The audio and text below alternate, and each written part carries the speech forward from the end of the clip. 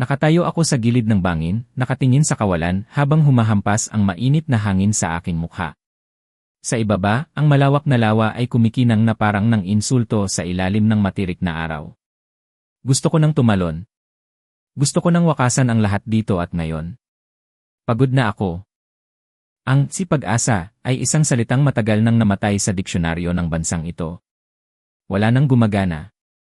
Ang sistema ay bulok mula sa pinakamababang barangay tanod hanggang sa mga nakaupo sa Malacanang.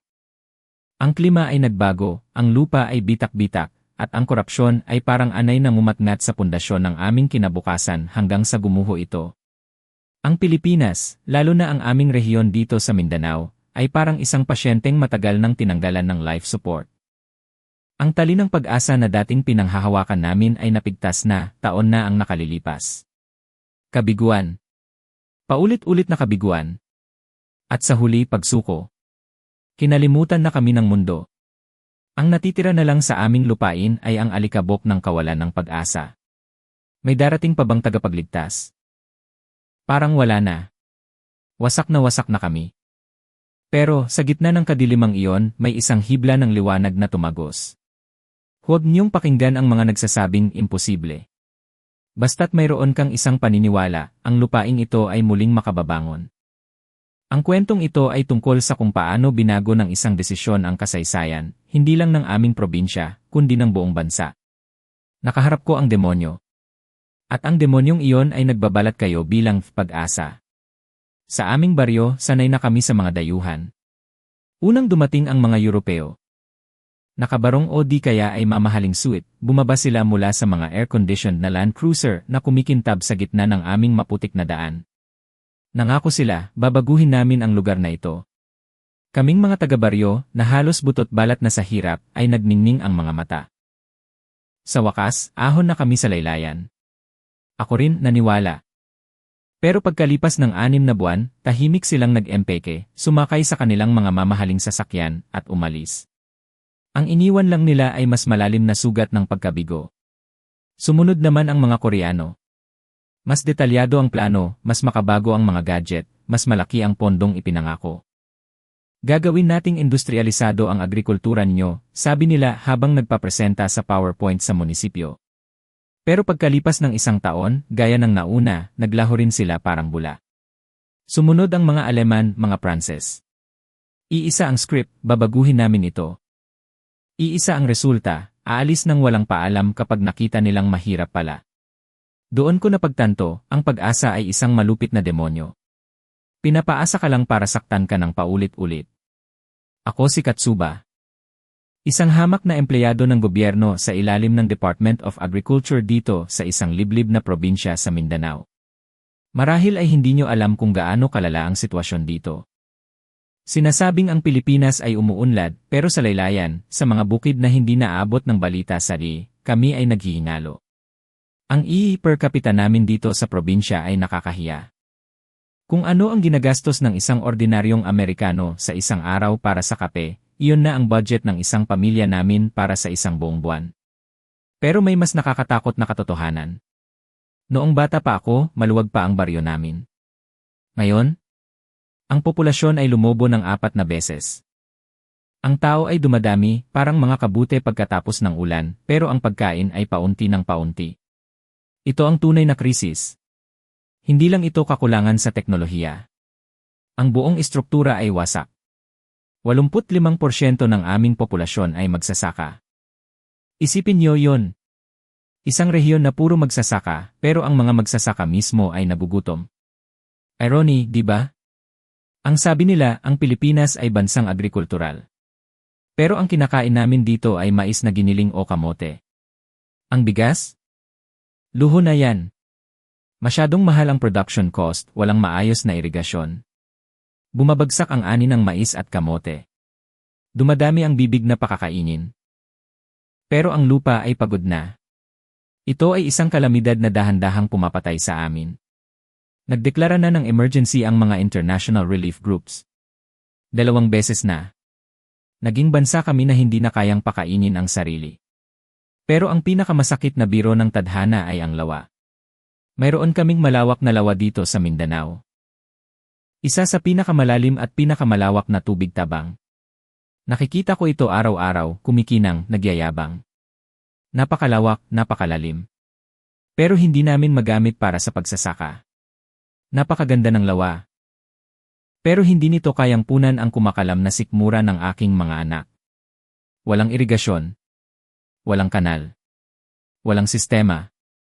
Nakatayo kami sa harap ng napakaraming tubig, pero namamatay kami sa uhaw at gutom. Trahedya. Ang tubig ay dumadaloy lang papunta sa dagat, nasasayang.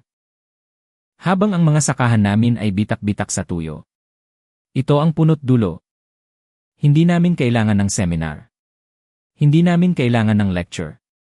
Kailangan namin ng bagong sistema. Ang mais at kamote ay hindi masarap kung iyon lang ang kakainin mo araw-araw. Madali kang magutom. Walang sustansya. Naalala ko ang nanay ko, nagpapakulo ng giniling na mais sa tubig, gagawing lugaw na malabnaw. Iyon na ang tanghalian at hapunan. Walang lasa, pantawid gutom lang. Pagkalipas ng 2 oras, gutom ka na naman. Kapag may kamote, piyesta na yon sa amin. Bata pa lang ako, nakatingin na ako sa lawang iyon, nangangarap. Sana, dumaloy ang tubig na yan sa bukid namin. E di sana may kanin kami. Pero pangarap lang yon. Dumating ang tagtuyot. El Niño. Wala kaming laban. Ang mga bata, isa-isang huminto sa pag-aaral. Kailangang tumulong sa bukid, mag-igib ng tubig sa malayong balon para mabuhay ang pamilya. Ang edukasyon ay naging luho para sa mayayaman lang. Maswerte ako. Iginapang ako ng mga magulang ko kaya nakapag-aral ako at nakapasok sa gobyerno. Akala ko makakagawa ako ng pagbabago sa Department of Agriculture. Pero mali ako. Ang trabaho ko lang pala ay maging tour guide ng mga foreign aid workers. Taga-abot ng kape, taga-ngiti habang nag-inspeksyon sila. Gumagawa ng report at aalis. Lahat sila, pareho ang sinasabi, tuturuan namin kayo ng teknike. Bibigyan namin kayo ng hybrid seeds. Gusto ko silang sigawan. Alam ko na hindi yan ang solusyon. Ang problema ay hindi ang binhi, kundi ang sistema. Pero tumatahimik na lang ako. Sa isip ko, tinatawanan ko sila. Heto na naman ang demonyong naggangalang Pag-asa. Dumating ang mga negosyanteng Europeo, nag-survey. Dumating ang mga kumpanyang Koreano. Maganda ang lupa nyo, sabi nila. Highlands ito, malamig ang klima, parang Bukidnon, perfect para sa crops. Totoo naman. Pero paano dadalhin ang tubig? Walang makasagot. Walang may vision para sa resources management, infrastructure, at sustainable economy. 6 na buwan, 1 taon. Susuko rin sila. Sanay na ako. Naging manhid na ako. Ang Pag-asa ay isang biro na lang para sa akin. Isang araw. May dumating na memo sa opisina. May grupo daw mula sa Japan na darating para mag-survey. Napatawa ako ng mapakla. Japan? Hapon? Sa isip ko, ano na naman ba ang gagawin nila? Ang alam ko lang sa Japan, sila yung nagpadala ng mga anime-sari at mga surplus na truck. Sinabi ng kasama ko, dati rin silang mahirap, di ba? Pero hindi ko pinansin. Ang Korea nga sumuko, Japan pa kaya? Wala kaming expectation ng mga kasama ko.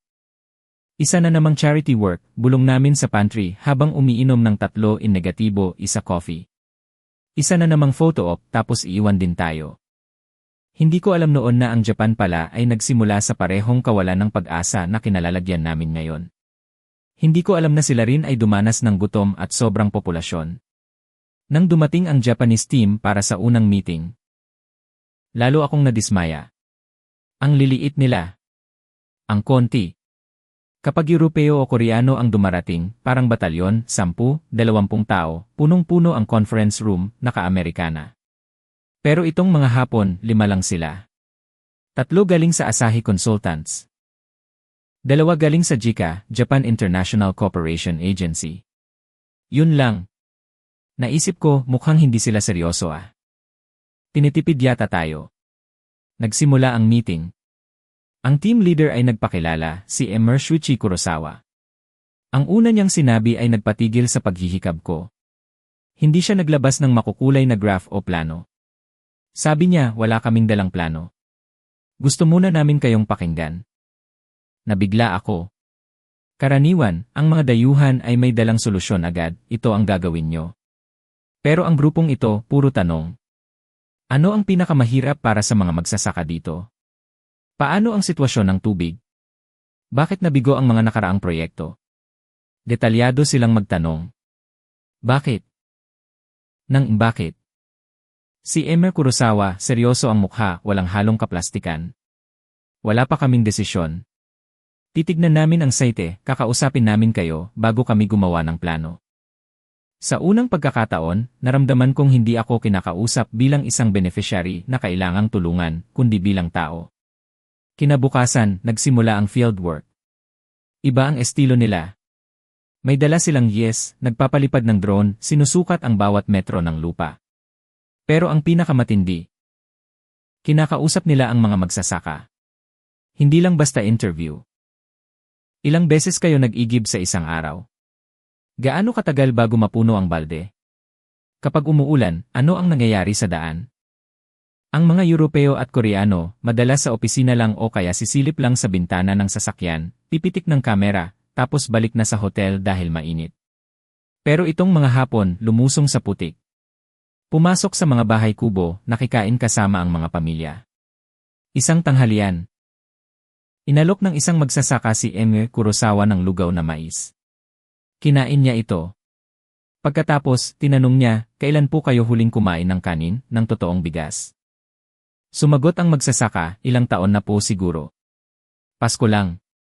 Mahal po kasi ang bigas. Nakita ko ang mukha ni Kurosawa. Tumigil siya, malalim ang iniisip. Parang may naintindihan siya na hindi nakasulat sa mga report. 3 linggo silang umikot sa buong probinsya. Mula sa kabayanan hanggang sa pinakadulong sitio sa bundok. Ang mapangdala nila? Iyon na yata ang pinakadetalyadong mapa ng aming lugar na nakita ko sa tanang buhay ko. Nandun pati elevation, daloy ng tubig. Klase ng lupa. Mas kilala pa nila ang lupa namin kaysa sa amin. Iba ang tingin nila sa lupain namin.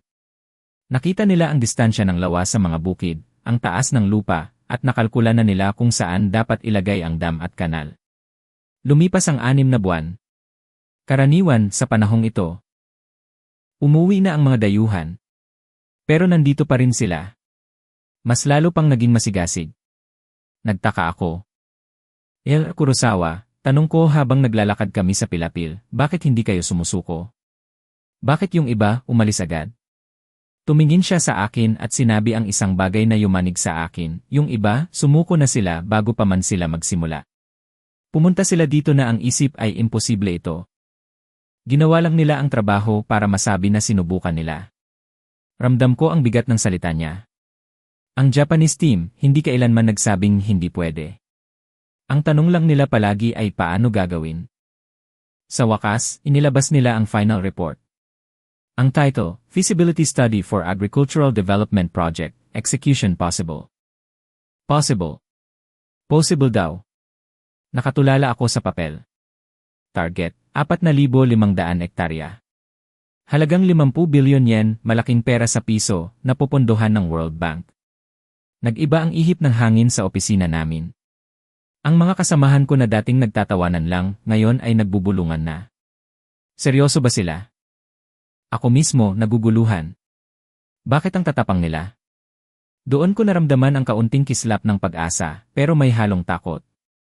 Baka masaktan na naman kami. Biglang lumapit sa akin si Kurosawa. Katsuba-san, gusto mo bang pumunta sa Japan? Ha? Japan? Ako? Marami kang tanong sa amin, di ba? Gusto kong ipakita sa iyo ang sagot. Nakakuha ako ng imbitasyon mula sa JICA. Training daw. Sabi ng mga kaopisina ko, pre, chance mo na yan. Mag-Japan ka. Pagdating ko sa Narita Airport, para akong binuhusan ng malamig na tubig. Ang linis. Ang tahimik ng mga sasakyan. Walang busina. Ang mga gusali ay abot langit. Ang train system. Gumagana ng perpekto. Ito ba talaga ang bansang sinasabi nilang dating mahirap? Ang unang dinalaw namin ay isang museo ng kasaysayan ng agrikultura. Nakita ko ang mga litrato ng Japan noong 1960 at 70 at 70. Putik ang daan. Bahay na gawa sa kahoy at dayami. Mga taong payat na kumakain ng barley dahil walang bigas. Kinilabutan ako. Ang nasa litrato. Iyon ang Pilipinas ngayon. Iyon ang probinsya namin ngayon. Nagsimula sila sa parehong lusak. Baka nga mas malala pa sila. Dinala kami sa Saitama. Sa isang farming village. Nakita ko ang mga irigasyon, ang dam, ang automatic gates para sa tubig. Pero hindi ang teknolohiya ang tumatak sa akin, kundi ang sistema. Ang tubig mula sa reservoir ay konektado sa bawat parak, bawat pilapil. Walang nasasayang. Umiikot ang tubig. Na-realize ko sa amin. May tubig kami pero walang koneksyon. Putol-putol. Sabi ng engineer ng JICA, Katsubasan, 20 taon na ibinuhos ng Japan ang lakas nito sa agrikultura bago kami lumipat sa industriya. Toyota, Sony, Panasonic, lahat yan nagsimula sa bukid. Agrikultura ang pundasyon.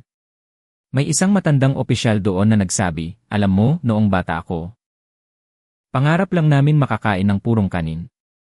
Naluha ako. Pareho pala kami. Hindi kami bobo. Hindi kami tamad. Wala lang kaming sistema. Ang sikreto ng Japan ay hindi high-tech na robot, kundi istruktura at pilosopiya. Ang irigasyon ay nagpabago sa baryo. Ang sistema ay nagpabago sa bansa. Nang pauwi na ako, tinanong ako, 20 years from now, ano na ang itsura ng bansa mo? Sa unang pagkakataon, sumagot ako ng may dibdib, magbabago ang Mindanao. Kaya namin ito. Sabi ng host, maniwala ka lang. Yung totoong paniniwala. Sa eroplano pabalik ng Pilipinas, hindi ako makatulog. Ang bitbit ko ay hindi lang pasalubong na tsokolate, kundi isang bagong pananaw.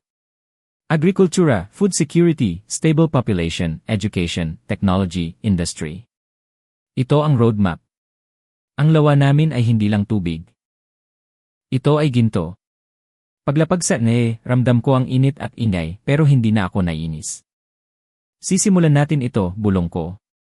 Pagbalik sa opisina sa probinsya, iba na ang tingin ko sa lahat. Ang mga kasama ko, pareho pa rin nagkakape, nagchichismisan. Pero ako, nagbago na.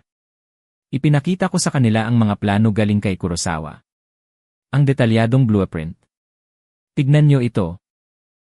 Hindi ito drawing lang. Alam nila kung saan dadaan ang bawat tubo. Katsuba, nangangarap ka na naman ng gising, sabi ng boss ko. Hindi, sir. Problema lang natin ang mindset. Takot lang tayong maniwala. Nagsimula akong magbago ng work ethic. Dati, tamad ako. Ngayon, sumasama ako kay Kurosawa sa pag-ikot sa mga barangay. Kinausap namin ang mga kapitan, ang mga leader ng magsasaka. Maraming galit. Puro kayo pangako. Politika lang yan, sigaw ng isang matanda. Sinabi ko sa kanya, tay, galing ako sa Japan. Dati rin silang gutom. Kaya natin ito. Ang lupa natin ay hindi disyerto. Ito ay lupang pangako. Unti-unti nakumbinsi sila. Naging aktibo ako sa pagsukat ng lupa. Paghawak ng yes. Nagulat ang mga Hapon. First time kaming nakakita ng government employee dito na ganito kasipag, sabi nila. Sabi ko, kami dapat ang bida dito. Kayo, guide lang. Pero syempre, hindi mawawala ang lagay system. Nang maaprubahan ang 50 billion yen project. Naglaway ang mga buwaya. Ang mga politiko, mga kontraktor na kaibigan ni Mayor, mga opisyal sa Manila. Gusto nilang makisawsaw. Standard procedure sa Pilipinas, Standard Operating Procedure o lagay. Gusto nilang dayain ang presyo ng materyales. Maglagay ng ghost employees. Pero ang Japanese team, strikto. World Bank Standard. Bawal ang kickback. Lahat transparent. Nagalit ang mga trapo traditional politicians. Sinubukan nilang harangin ang proyekto. Kesyo kailangan daw ng bagong permit, kailangan ng review. Ang totoo, hindi sila makakurakot kaya binablock nila. May nawalang pondo. Pinasok ng ghost expenses. Nadismaya ang Japanese team pero si Kurosawa. Kalmado lang. Gawin nating transparent ang lahat. Ipakita natin sa taong bayan. Nang mabalita sa radyo at dyaryo na may mga opisyal na nagnanakaw sa pondo ng irigasyon, sumabog ang galit ng mga tao. Ang mga magsasaka sa aming lugar na nakatikim na ng pag-asa ay nag-alsa. Nagkaroon ng rally. Huwag niyong nakawin ang tubig namin, sigaw nila sa harap ng Kapitolyo. Parang people power sa probinsya. Sumali ang mga estudyante. Ang simbahan. Tama na ang korupsyon. Gusto naming mabuhay. Natakot ang mga politiko. Malapit na ang eleksyon. Nakita nilang seryoso ang taong bayan at ang Japan. Napilitan ang gobernador at ang mga nasa taas na sibakin ang mga korap na opisyal. Nabawi ang pondo. Nagbago ang sistema. Lahat ng gastos. Nakapaskil sa bulletin board ng munisipyo. Naging modelo kami ng transparency. Nanalo kami. Hindi lang sa tubig kundi sa dignidad. Nagsimula ang trabaho. Kasama si Kurosawa, naghukay kami. Ang mga magsasaka, bayanihan ang ginawa. Ang mga Hapon at Pilipino, balikat sa ilalim ng init ng araw. Nang matapos ang unang bahagi ng irigasyon, dumating ang araw ng pagbubukas ng gate. Nakatayo kaming lahat sa gilid ng kanal. Tahimik. Nang buksan ni Kurosawa at ng leader ng magsasaka ang balbula, dumaloy ang tubig. Mula sa lawa. Dumaan sa konkretong kanal, papunta sa tuyong lupa. Narinig ko ang lagaslas ng tubig. Umiyak ako. Napaluhod ang isang matandang magsasaka, hinawakan ang tubig na parang banal na bagay. May tubig na. Makakapagtanim na kami ng palay. Nagbago ang landscape. Ang dating tuyong lupa na puro mais. Naging kulay berdeng palayan. Rice terraces sa patad. Nang mag-ani kami sa unang pagkakataon, pista sa buong bayan. Ang mga bata, nagtatakbuhan sa gitna ng ginintuang palay. Ang ani. Triple ang kita kumpara sa mais. May sarili na kaming bigas. Mindanao rice ang tatak sa sako.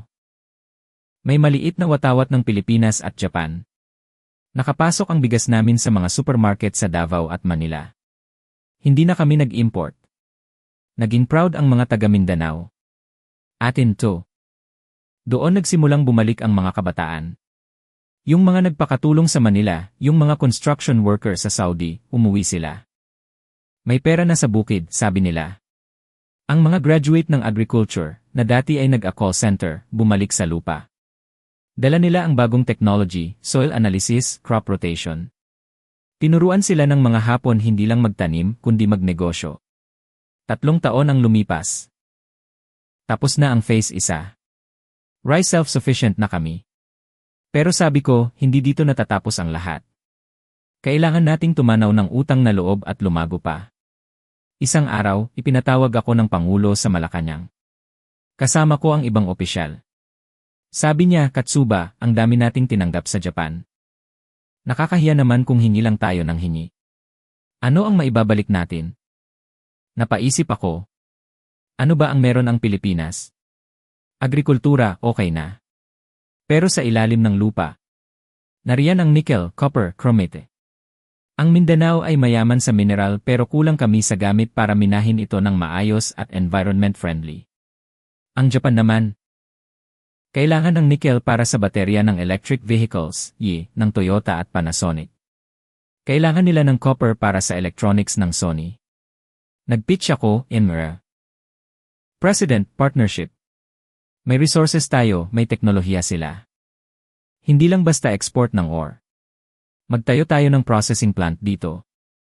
Japanese technology, Filipino resources. Win-win. Pumunta kami sa Japan kasama ang Pangulo. State visit. Sa Tokyo, sinabi ng Pangulo, gusto naming sundan ang yapak ng Japan. Mula agrikultura, papuntang industriya. Tulungan niyo kami at sisiguraduhin naming may supply kayo ng nickel at copper. Pumayag ang Japan. Strategic partnership. 20 taon na ang nakalipas mula noong gusto kong tumalon sa bangin. Tumatanda na ako, puti na ang buhok. Pero tuwing umaga, napapangiti ako.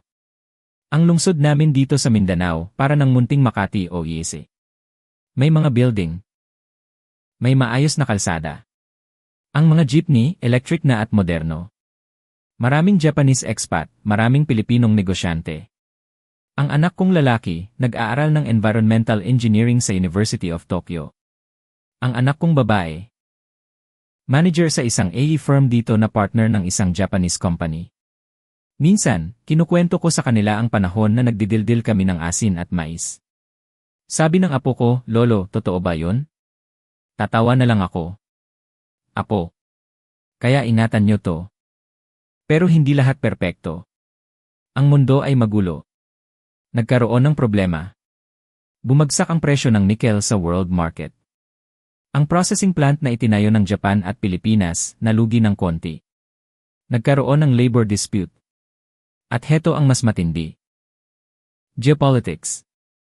Maraming bansa ang lumalapit ngayon. China, US, Europe. Bakit puro Japan kayo? Tanong ng mga kritiko sa social media. Tuta ba tayo ng mga Hapon? Ang mga kabataan, lalo na yung mga aktivista sa unibersidad, maingay. Pilipinas para sa Pilipino. Palayasin ang mga dayuhan. Masakit sa akin. Hindi nila alam ang pinagdaanan namin. Hindi nila alam na kung hindi dahil kay Kurosawa at sa tiwala ng Japan, baka nagugutom pa rin kami ngayon. Pero naiintindihan ko sila. Gusto nilang tumayo sa sariling paa. Isang gabi, nagbabasa ako ng mga comments sa Facebook. Lugi tayo sa deal sa Japan. Exploitation yan. Biglang nag-text ang anak ko mula sa Tokyo. Pa, may bago kaming din-develop na lay para sa farming. Gusto kong iwi dyan. Tayo naman ang magtuturo sa mundo. Napaluha ako. Tama. Hindi na kami basta humihingi. Partner na kami. Sumabog ang issue sa planta ng nickel. May welga. Sinasabi ng labor union na hindi patas ang hasyan. Dumating ang media mula sa Manila. Failure of cooperation. Ang headline. Kinabahan ako. Baka masira ang lahat ng pinaghirapan namin ng 20 taon. Pumunta ako sa planta kasama si Kurosawa. Matanda na rin siya. Humarap kami sa mga galit na manggagawa. Sabi niyo para sa amin ito. Bakit parang kami ang lugi? Sigaw ng isang leader ng unyon. Si Kurosawa, yumuko. Gomen nasay. Kasalanan namin na hindi namin kayo napakinggan agad. Ayusin natin ito. Gusto namin kayo ang makinabang. Ipinakita niya ang bagong proposal, mas malaking share para sa local workers, technology transfer, at management training. Doon naganap ang tunay na dialoge. Hindi sigawan kundi usapan. Pilipino at Hapon nag-aayos ng problema bilang magkapareha. Ilang linggo ang lumipas. Nagkaroon ng Summit for Future Cooperation. Dumating ang mga delegado mula sa Vietnam, Indonesia, at Africa. Gusto nilang gayahin ang Mindanao model. Sa closing ceremony, may cultural night. Tumutugtog ang kulintang at taiko drums ng sabay. Ang mga kabataan, sumasayaw ng tinikling pero may halong modernong beat. Katabi ko ang anak kong babae at si Kurosawa. Pa, sabi ng anak ko, hindi na tayo umaasa lang. Tayo na ang nagbibigay. Tumingin ako sa langit. Ang daming bituin. Naalala ko yung lawa noong bata ako, yung desperasyon. Ngayon, punong-puno na ng ilaw ang paligid. May lumapit na taga-Afrika sa akin. Sir Katsuba, gusto naming gawin ito sa bansa namin. Pwede ba kayong tumulong? Hinawakan ko ang kamay niya ng mahigpit. Naman. Basta maniwala kayo. At humanap kayo ng tapat na kaibigan. Tumingin ako kay Kurosawa. Umiti siya at tumango. Tapos na ang kwento ng pag-asa bilang isang demonyo. Ang pag-asa ngayon ay isang liwanag na kami mismo ang may hawak. Ang Pilipinas, ang Mindanao ay gising na. At walang sinuman ang makakapigil sa amin.